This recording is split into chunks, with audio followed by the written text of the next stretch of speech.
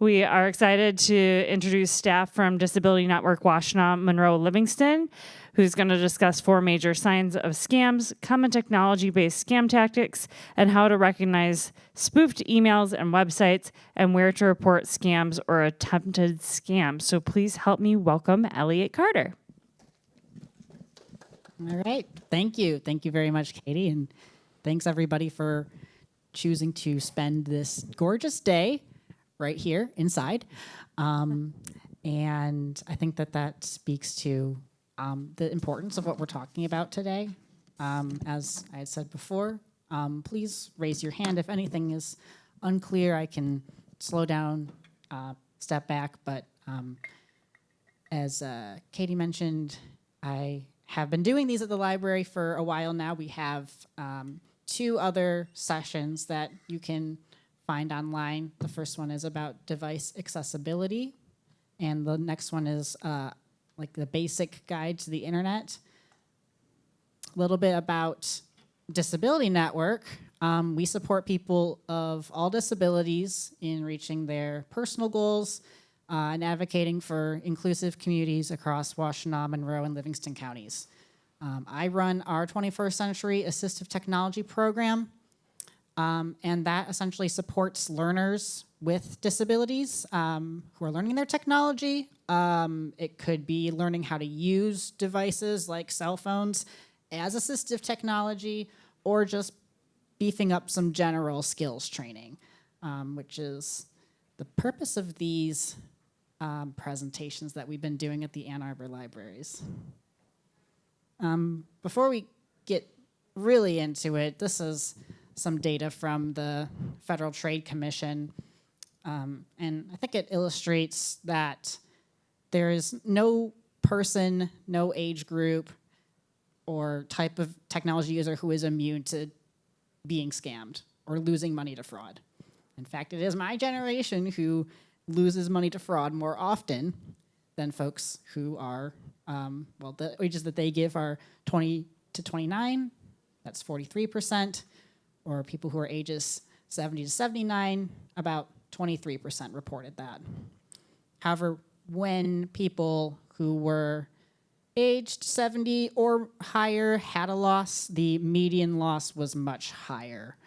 And so that is the sort of context in which I'm coming to you all today, not as someone who has, is saying, I would never myself get scammed and I would never, we are all definitely vulnerable to this type of criminal behavior. But we can all learn from each other about how we can outsmart these folks and protect our money and our personal information. So today we will cover the 4 major signs of scams, the tactics that online scammers use, how to shut down scammers, and where and how to report. All right, so the 4 major signs of scams, as I have identified them. The first one is that they pretend to be someone important.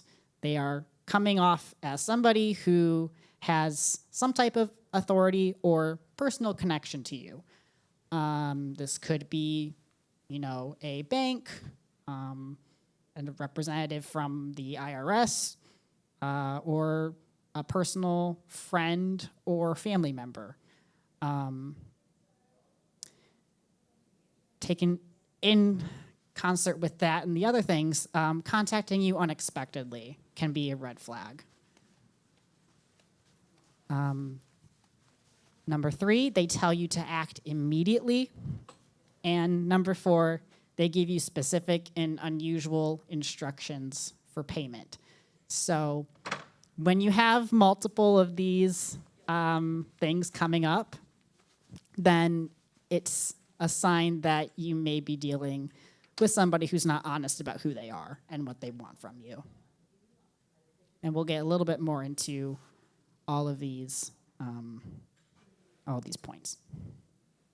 But there's a little rhyme that someone else taught me That's just a bottom line. If it's out of the blue and they're rushing you, it's probably untrue. All right.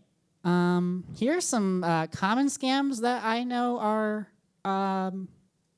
around today. And, if anyone in the room wants to add anything that they've heard to this list, we absolutely can, take input from the audience. The lottery scam, that is one where a person is promised a cash prize for winning some type of lottery, but the catch is they have to pay a fee before they can get those lottery earnings. That's the person ends up paying that fee. Just cutting out a little bit. The person ends up paying that fee, and they never see that money back. They never see the grand prize back because it was a fake lottery. The family emergency scam, which is also sometimes called the grandparent scam. Again, no one is immune to this. It can happen to people of any age. A very common sort of line, and in fact, the one that happened with my grandparent, my grandmother, is, grandson, my cousin, supposedly gave her a call. I'm in jail. I was in Texas. I got into a fight. I really need money right now for bail and lawyer fees. Please don't tell my parents. This is why I'm calling you. That's typically the way that this one is framed. And my grandma was definitely onto that, and she was like, "You do not sound like Andrew, my grandson." And he would try to play it off like, "Oh no, well, I got hit in the mouth, so that's why I'm sounding different, now." And they'll really try to sell it, but their hope is that before your logical sort of thinking kicks in, that more protective nature is what's taking over and driving your decision making. And that's the case for a lot of these things, really trying to engage your emotions, especially this next one, which just makes me so sad. The relationship scam, where someone is pretending to be a new friend, you meet online, and they start really trying to form a relationship with you, and then over time start building up those asks for money. And so that's kind of the exception to the rule of telling you to act immediately, but they put a lot of effort into creating that relationship with the victim. And finally, we have the tech support or virus scam. You will maybe get a message on your computer or on your phone. Call this number, download this app to save your personal information because you have a virus and we need to clean it up for you. And we're going to get a little bit more into this, but your device is typically perfectly fine before you click on anything, and then you may end up with some type of virus or a threat to your identity, people trying to steal your information once you engage with the scam. Does anyone have any others that they would like to add, share, talk about to the group? Well, I think having a financial institution pretend to contact you is a big one too. Yes. Oh yeah. Mm-hmm. That one happened to like my favorite tech writer who has been writing about computers since like 1995. He got by that. Like there is really no person that's safe. And that one just can be done so convincingly. That's definitely one to keep an eye out for. Anyone else? I do. I have somebody who contacted me pretending to be our library director. Yeah. So they texted me, and I was talking to this person for probably like 5 minutes over text before I realized maybe I should just, walk up to her office and check, and it was definitely not her. So that was a little creepy. Did not like that. Yeah, absolutely. I have one where someone was like, they knew that they were texting the wrong number. They're like, "Hey, happy birthday, Phil." And I'm like, "You have the wrong number. This is not Phil. But they still try to like strike up a conversation with you. They're like, oh, well, I don't have many friends in this area. I just moved to the United States. Can we be friends and stuff? And that could have been the start of a relationship scam, except all of their responses were canned and not matching up with what I was saying or asking them about. So yeah, 2 or 3 text messages, and I'm like, no, I don't think so. All right. Go. So yeah, there's a lot of different types of scams out there. We cannot possibly cover all of them because they're always evolving, but there are common tactics that you will see, especially with scams that involve technology. I think that the number one is scary pop-ups. You're on your computer, and all of a sudden, somehow, we're not going to discuss the different ways in which, a person can, make this happen. But usually it's still a website, but they make it look like it is a message from your computer.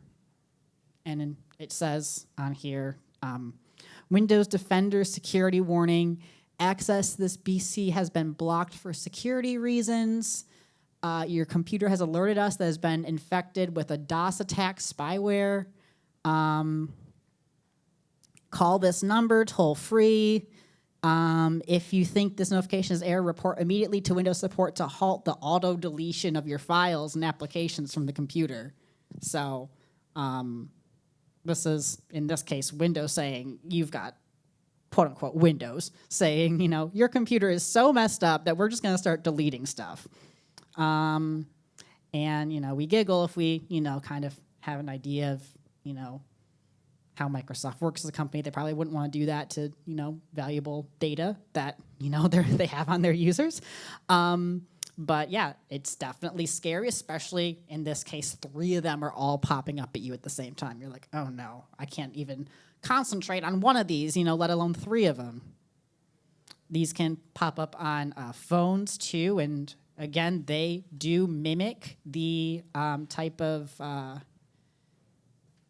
alert that you might see on your iPhone. And by the way, there's actually, I didn't print out that many copies, but there are copies of this slide, of the slide deck on the back table where the audiovisual folks are working from. So you can definitely grab one of those if you want to reference this later.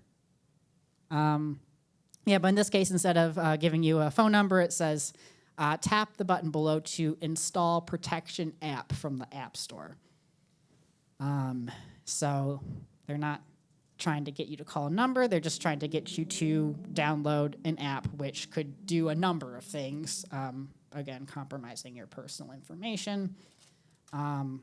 Another one, your system is heavily damaged by 4 virus. I think that's kind of interesting how a lot of them like to reference, like you went to recent adult websites and therefore you have a virus. I think that is like a way to sort of engage someone's shame, or they really don't want to tell people that this is happening because like, oh, it's linked to some, lewd activity, which I may or may not have, looked at on my phone. Even if I didn't, will people believe me? So I think that's kind of the reason why they really are hoping that folks just try to make quick decisions and not tell people about them. I think that's kind of the main crux here. I'm just gonna skip while browsing a website.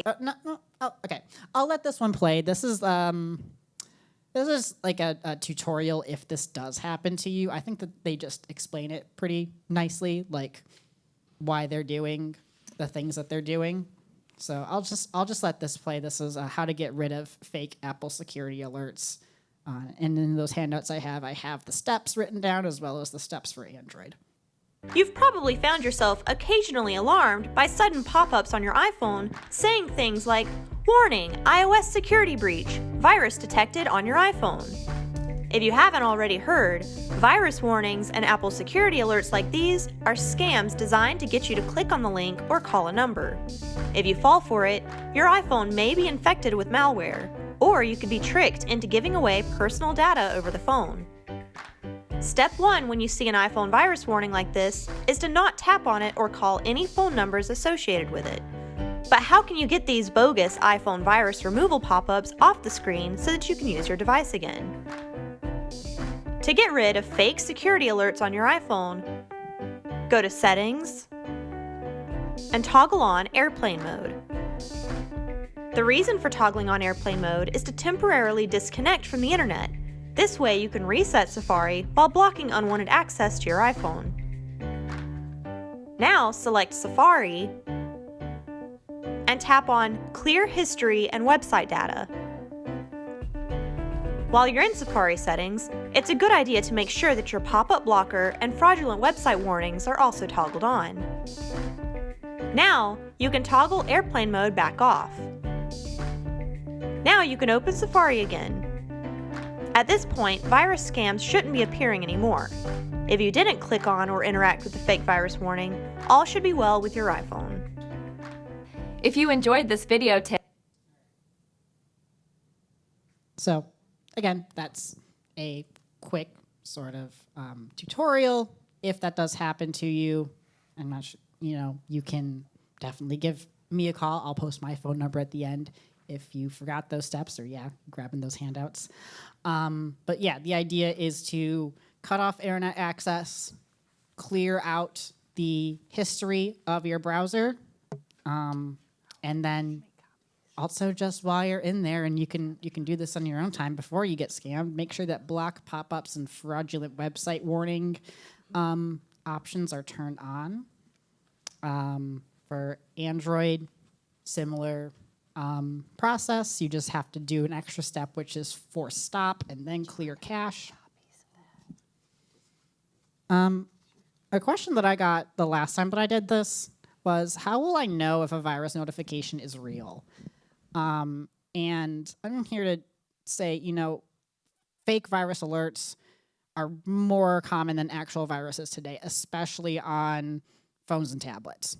Phones and tablets kind of have a very limited environment that they run from, and a lot of the typical viruses that were, common in the early 2000s just cannot run on these.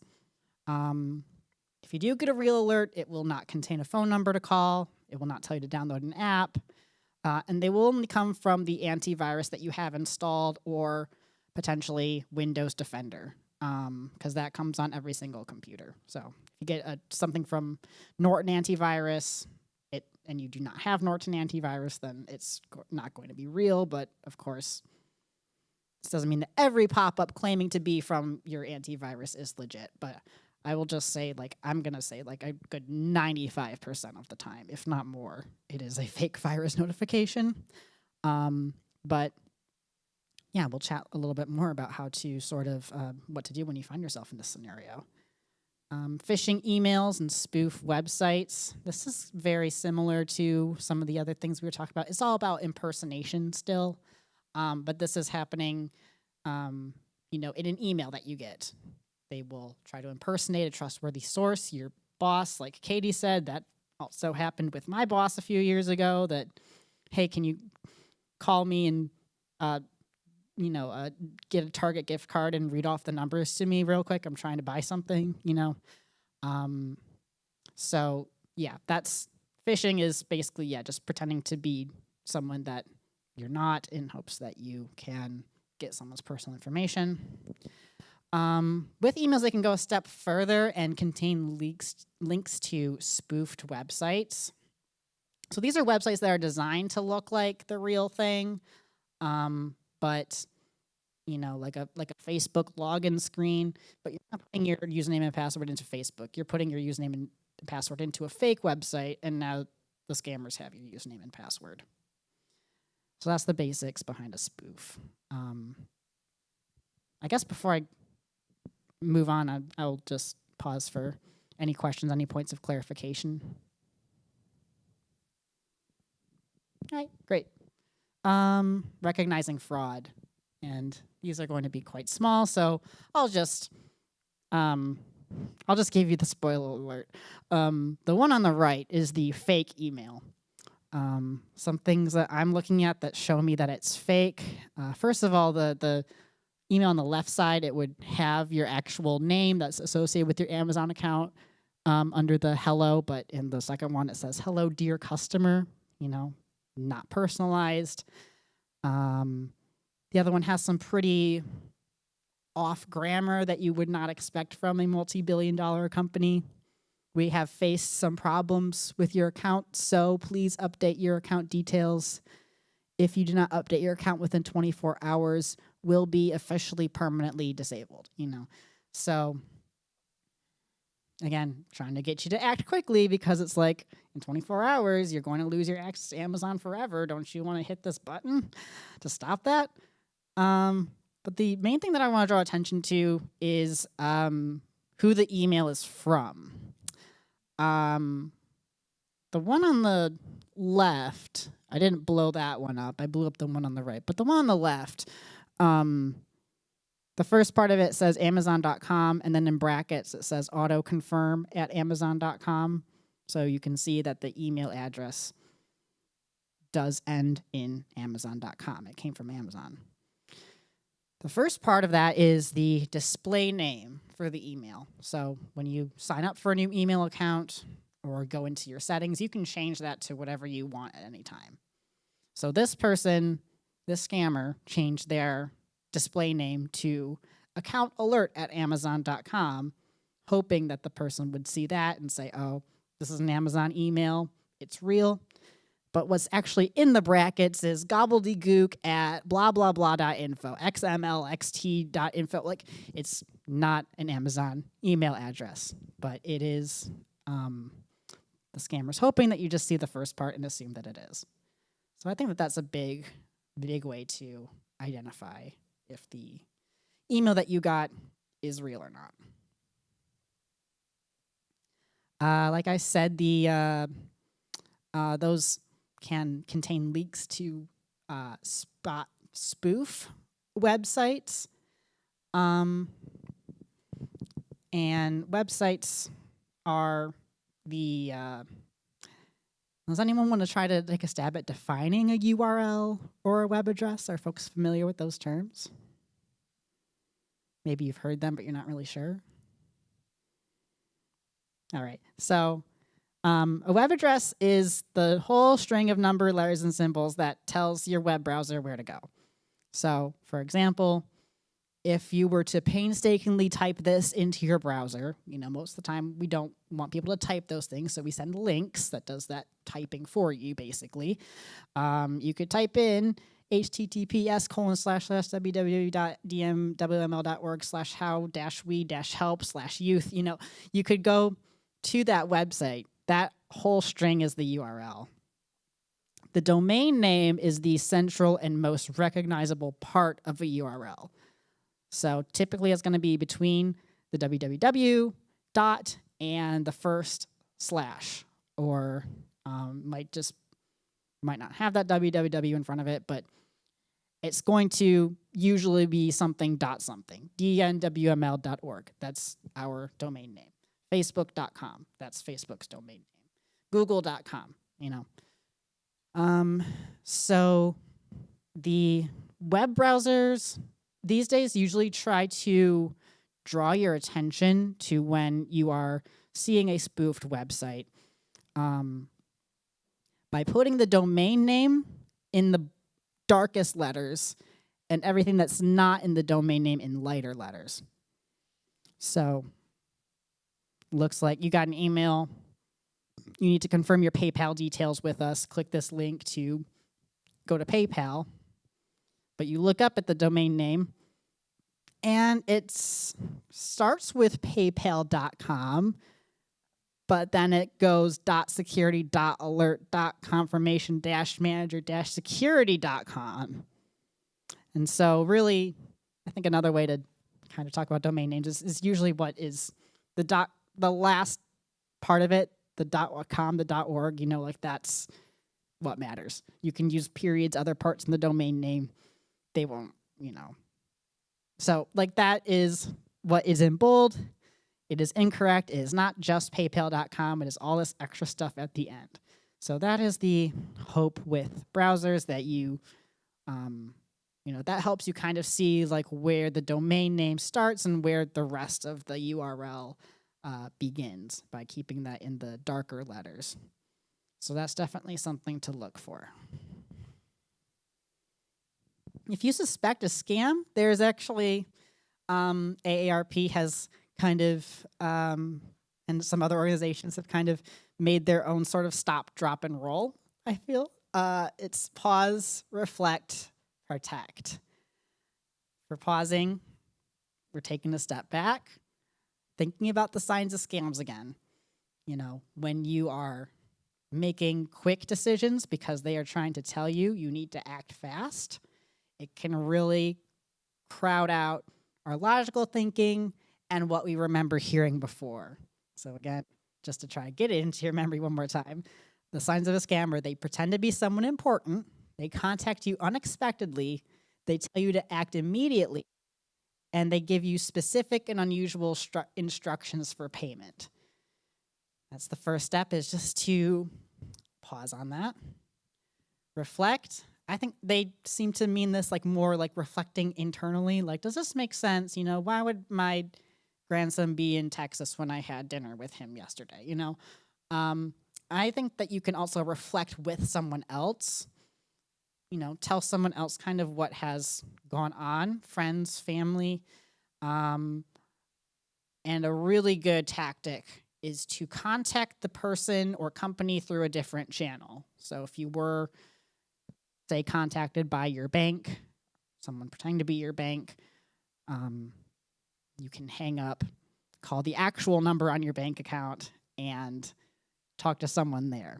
And they will be able to tell you, yes, no, this is actually happening, this isn't happening. So yeah, going through a different channel, reflecting on it with others, reflecting on it with yourself. You can also go to a trusted source, such as the AARP Fraud Watch hotline. The number is 877-908-3360. That is a hotline that launched in the last couple years, ran by seniors for seniors, but of course anyone can use it if they are maybe not super sure that they've been scammed, or they know that they have been scammed. It would be really good to call this number if you have encountered a scam, just so they can know and they can be aware of the current threats that are out there. They can also provide victim support or other sort of next steps for folks who do find themselves a victim of fraud. And protect. Do not provide any personal details until you have decided that this person is who they say they are. That includes passwords, the one-time passcodes that sometimes get sent to your phone or email, like 5 or 6 numbers. Write this down, type this in to make sure it's really you. Do not give people that. Bank information, home address, anything like that. If it's that important, they will try to call you back if it is the real thing. But yeah, that is pause, reflect, protect. I think just another tactic for folks is to know what links are before you actually follow them. So this here is a spoofed email, and there's a couple things that you can click on that are usually in blue letters. Saying click here for more information how to recover your account. On a PC or a Mac, on like a laptop, desktop, whatever, you can hover over the text with your mouse, but don't click on it, and these little pop-ups that tell you what the link is will show up. If you're on your phone or tablet, you can do a long hold, like a press and hold. Make sure you're holding it so that it doesn't actually, when you lift your finger too soon, it will just click on it, but click and hold, and that will usually bring up a message that shows you what the full URL is. And so thinking about before with, making sure that the domain name is trustworthy, In the first example here, it's leading to some German website because it ends in .de. They pair it with one that is legit, support.google.com, hoping that you think that all of the links in there are legit, but the one that they want you to click is not real. And you can check on that before you even click the link. I talked before about specific and unusual payment methods. Typically, the goal is things that are hard to trace and retrieve. So this includes things like gift cards are a big one, you know, either for a specific retailer or just the generic ones. You know, you load those up and then someone can use them, and because you already paid the fee for it, you can't get that money back. You've already effectively given that money to the other person. Wire transfers, out of all the ways of transferring money, that's one of the hardest to get back. I've heard of people doing cash handoffs via courier or mailing bills in an envelope. Cryptocurrency is big, and I think that, you know, it's just such a it's a type of payment that people don't really know a lot about, and I think that they kind of are capitalizing on that. But one of the big draws of cryptocurrency for these people is that it is very hard to trace, and it's not connected to the U.S. government the way that the dollar is. And so you're not going to have those protections like through a bank or a financial institution. And then the last one is peer-to-peer payment apps. Those include things like Zelle, Venmo, Cash App. Maybe you've heard of some of those. Again, once you initiate the payment, it can be really hard to get it back, and you can send cash like instantly. So they like that because it's really quick. They can get money from you before you realize that it's a scam.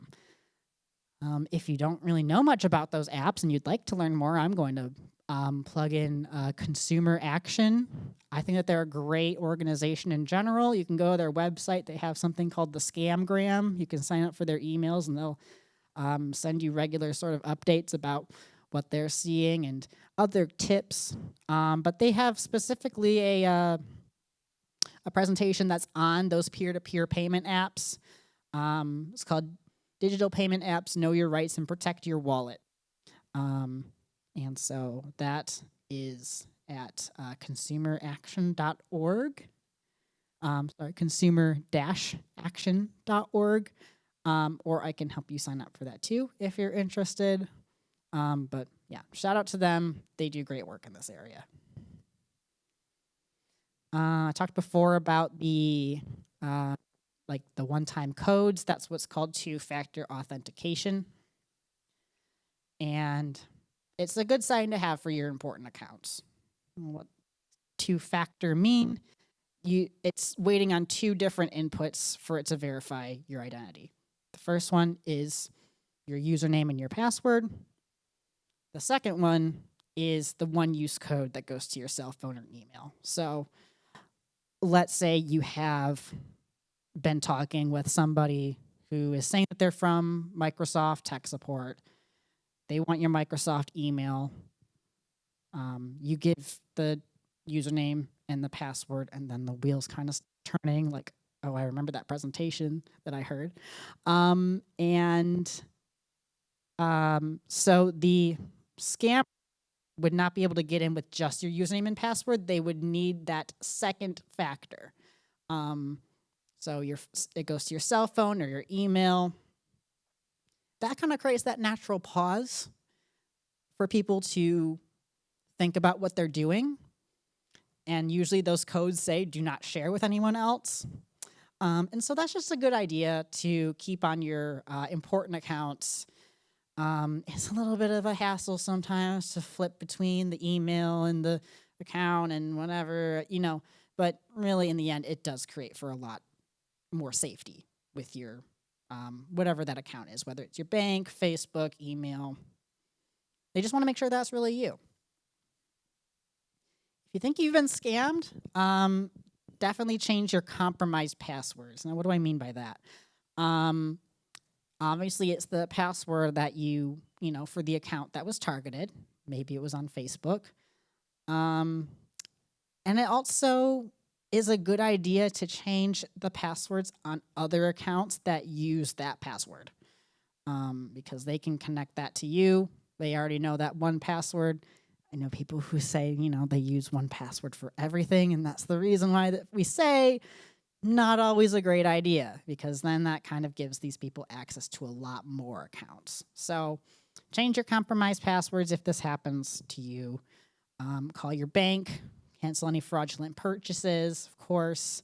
You can report fraud at reportfraud.ftc.gov. They also have a phone number, 1-888-382-1222. And you can do that in addition to calling the AARP hotline. They would, I think, end up reporting it to this same source anyway. Optional steps to take, even if you have not been scammed, there's a do not call website, just donotcall.gov. I put my phone number in there, and it has not stopped every single robocall, but it has stopped a decent amount of them. I'm getting a lot fewer than I did before, so it's definitely doing something. Report any spoofs to the impersonated website. These websites want to know when they're being impersonated. So usually in like the help or support or even just the customer service phone line, there should be a way to tell that website, hey, this is what's happening. I got this email. It led me to something that said it was Amazon, but I could tell that it wasn't. They have a big team that can investigate that stuff. And share your story and inform others. I think that a lot of times there can be shame and embarrassment involved with getting scammed, but the more that we talk about, the more we bring these things into the open. And so I encourage, if folks are, comfortable in this space or among their friends anywhere, to share your story, keep others informed, that helps us stay one step ahead of people as much as we can. These scams, like I said, are always evolving. They're always changing. I didn't even get into AI. Katie was mentioning, because this presentation is a few years old.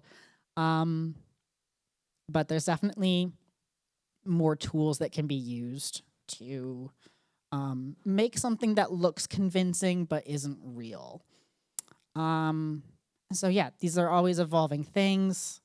I think as long as we are telling people about the signs, the things that are in common, the things that stay in common, that helps start the conversation, helps more people just take that second to pause and think a little bit about what they're doing, if perhaps they do encounter some scam.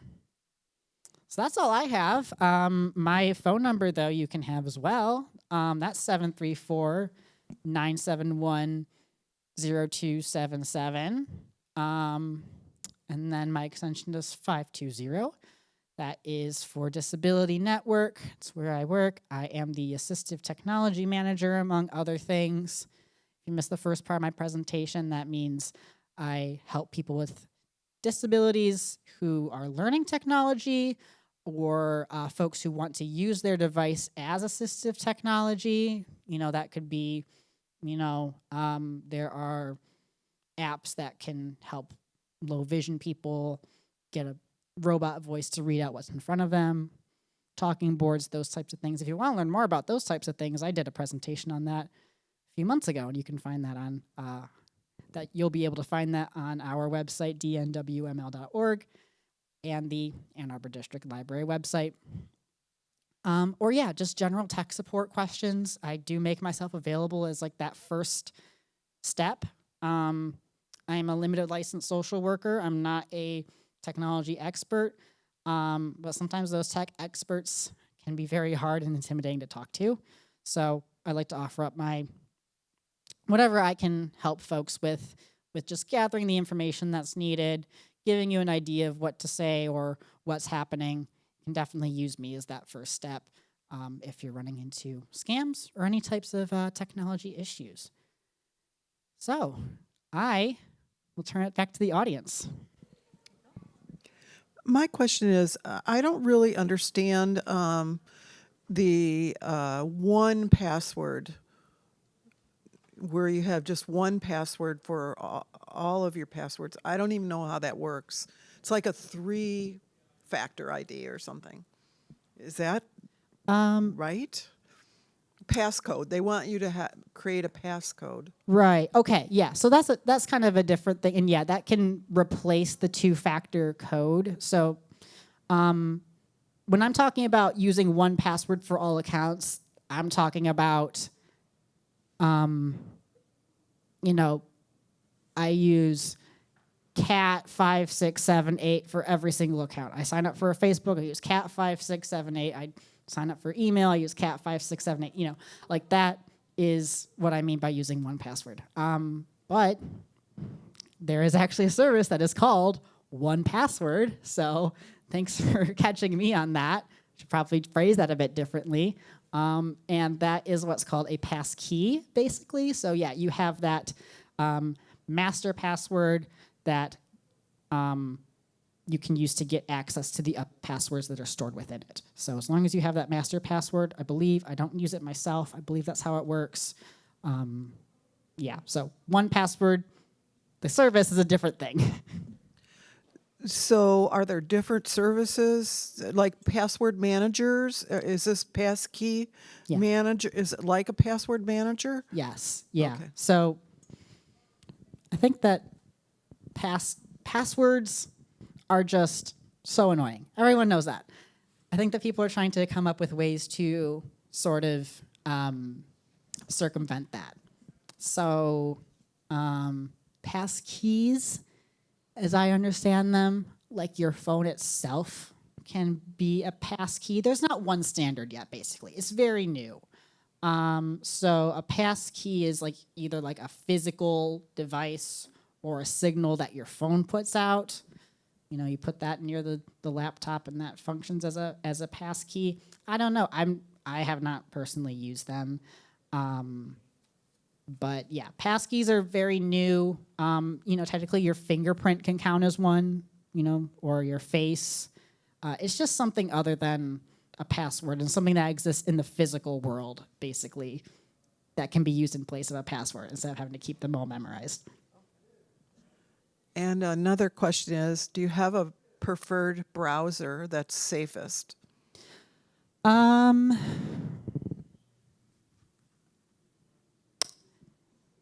think that Chrome is safe. Firefox is safe. I use Firefox personally.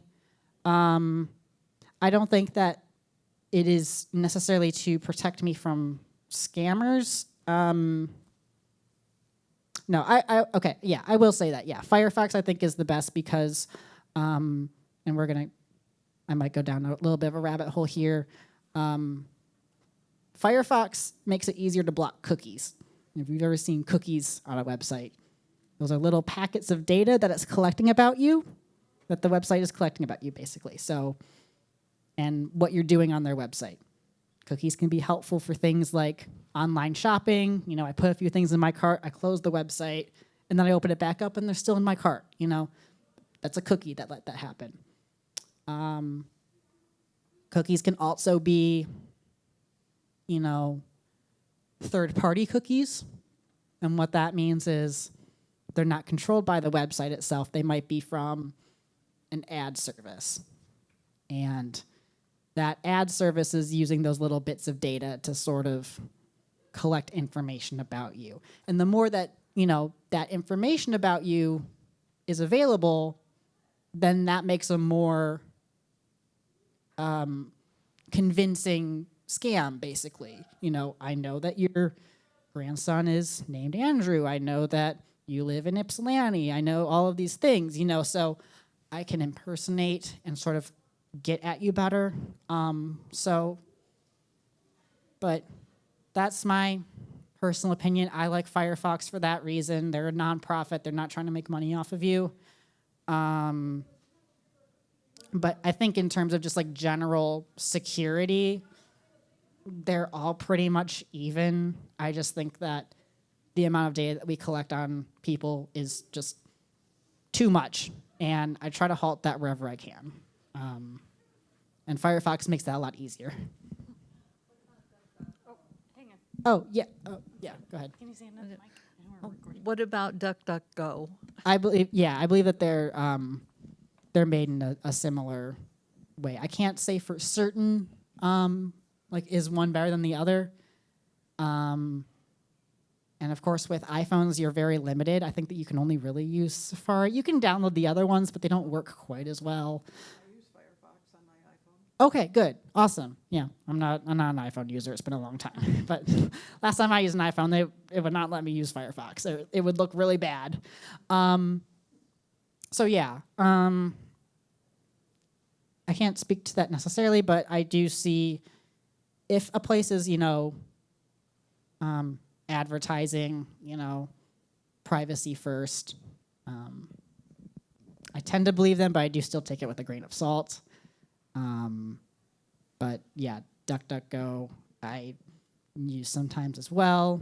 They have I think that what makes them unique is like that Fire key or something that like is the quick way to clear all of your browsing history and your cookies. So if you remember before, back when we looked at that video of how to stop a pop-up, it makes that much easier. So that's the way that I would say DuckDuckGo is unique in being safer. They're all going to have different features, and it really just depends on, your preferences, your use case. But I feel comfortable saying that both of those are secure browsers.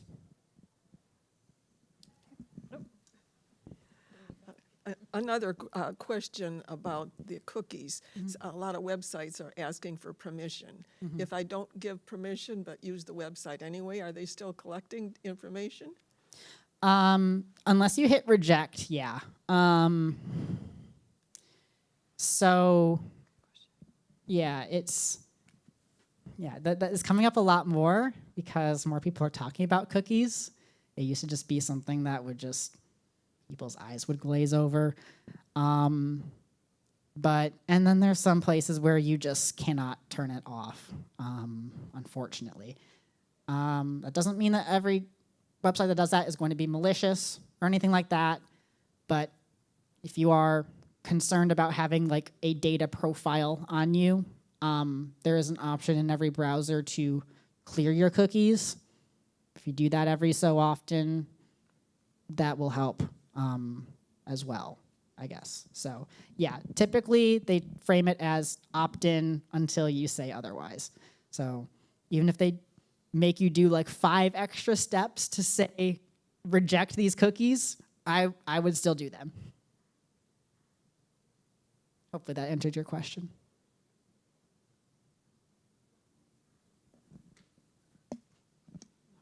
Coming to you. Here you go.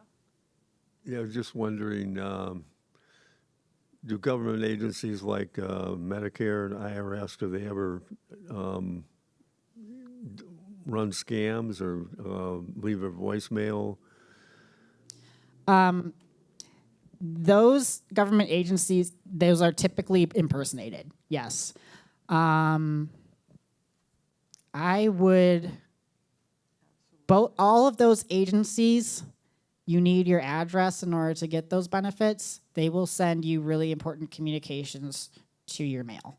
They might also send emails, but it will go through the mail as well. So voicemails, I would not trust that. But again, that's where you confirm through a different channel. You can manage to get somebody on the phone. Then that would be a time when I would do that. If I got like a voicemail, I would just say, no, that's not real. But if I got an email that said something about like my, Affordable Care Act account, I would maybe be a little bit suspicious and try to reach out to my health insurer just to see. But yeah, I'm glad that you brought those up. Medicaid, Medicare, Social Security, those are very commonly impersonated, and they will not leave you voicemails generally. I will not say that with 100% certainty because I don't work at any of those agencies, but if they have something really important to say to you, they might email you, but they will also send you something in the mail. You said earlier that something reduced a lot of your robocalls. Yeah, donotcall.gov. That's just a website, and I put my phone number in it, and some people are getting like 5 a day. I get like maybe 5 a week, you know. It works.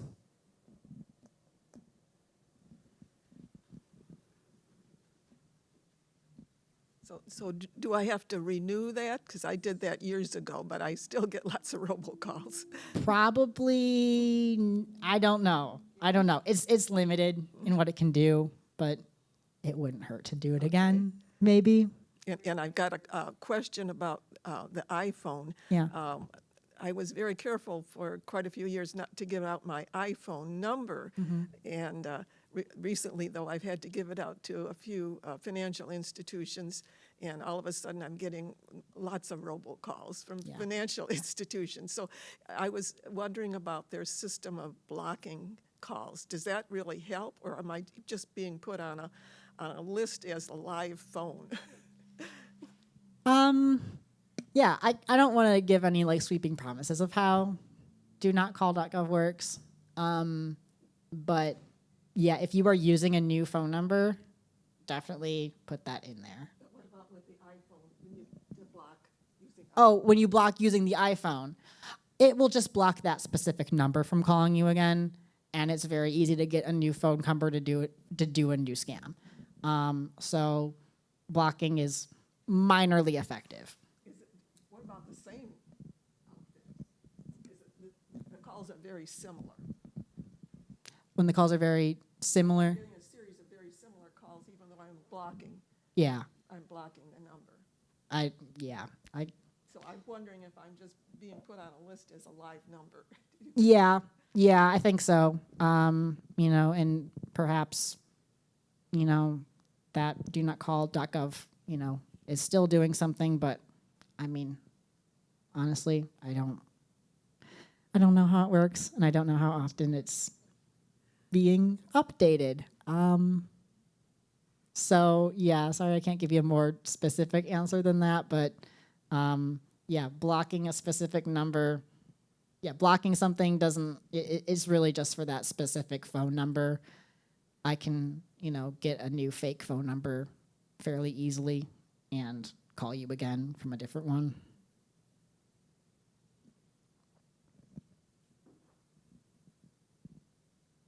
I'm not a cybersecurity expert. I wish I had my friend who was up here with me. But yeah, that's what I know of it. Does anyone else have any questions for Elliot? Yeah, go ahead. One more. You talked a little bit about AI. Do you think there'll be some tests that we can give to let us know if something is really AI? Because I know they can impersonate so many things, voices and people and picture, you know, with using photos. Yeah.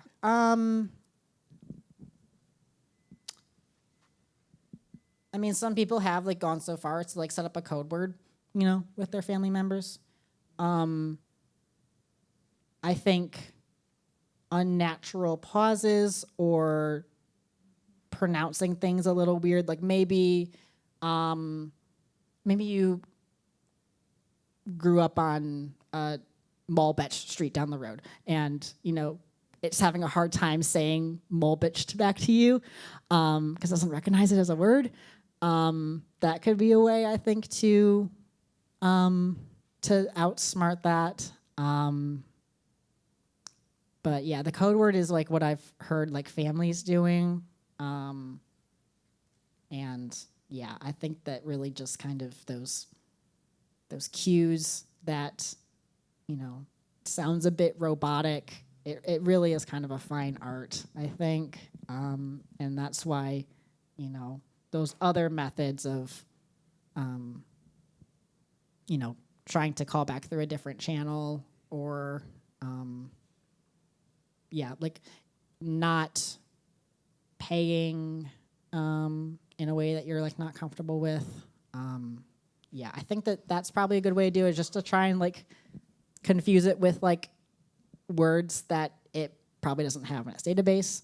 I will also say, you know, they might be able to get an AI of my voice because I have videos of myself speaking a lot on the internet, but that's really the way that those work, you know.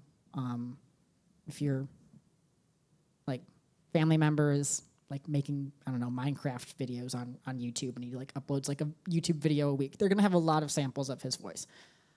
But if the person is not as active on social media, they probably won't. So I think that that's also something to keep in mind too, of just like the types of folks who are more likely to be impersonated. It requires that like audio data to like learn and emulate. So I think that that is something that I wish more young people understood. But you know, here we are. All right, we have time for one more question. I don't have a question, but I have a tip. I put in like all these numbers to these put to contact in case I suspect a fraud. I put the contact information under do not call or reporting fraud or AARP hotline. I put it right in my phone as a contact. Yeah. So that it can easily find them when I want to notify someone. Absolutely. Yeah. Great idea. All right, well, everyone, please join me in thanking Elliot for all this wonderful information today. Thank you so much.